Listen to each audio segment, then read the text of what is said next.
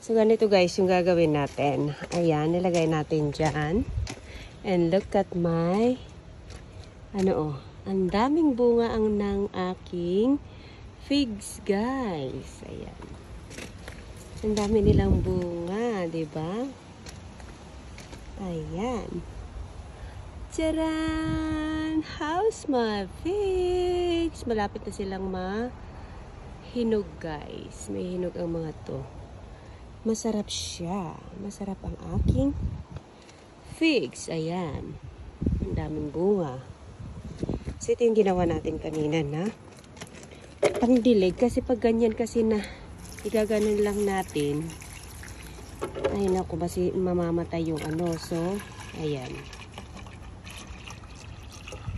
Ayan, ito yung gagawin natin. Ayan. So, at least unti-unti lang siyang madidilig guys. Ayan, so parang ganyan siya. O, diba? So, malalaki pa rin pala yung butas na ginawa natin. Pero at least mas okay yan kaysa So, ganyan yung gagawin natin, guys. So, ito yung aking kalabasa. Naku, late na ako nagtanim ng kalabasa. Ayan is my kalabasa, guys. And, yung potato natin dito. Meron tayong, ayan.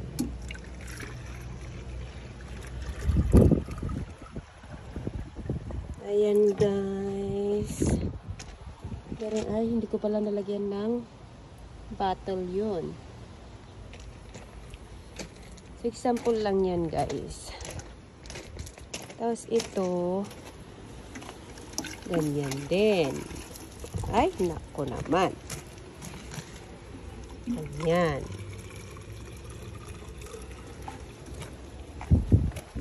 Ayan. Ito din is kalabasa.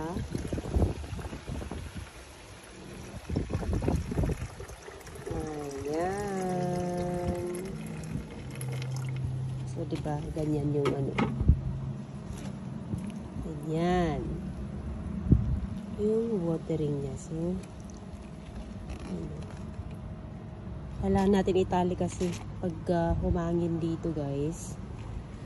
Baka mailipad ang ating bottles. Ayan, guys. Tingnan nyo naman yung aking pomegranate. Ayan, ang dami ng ang daming bulaklak. Diba? So, lalagyan ko rin siguro to ng bottles doon. Bottle na pang. So, kailangan ko pa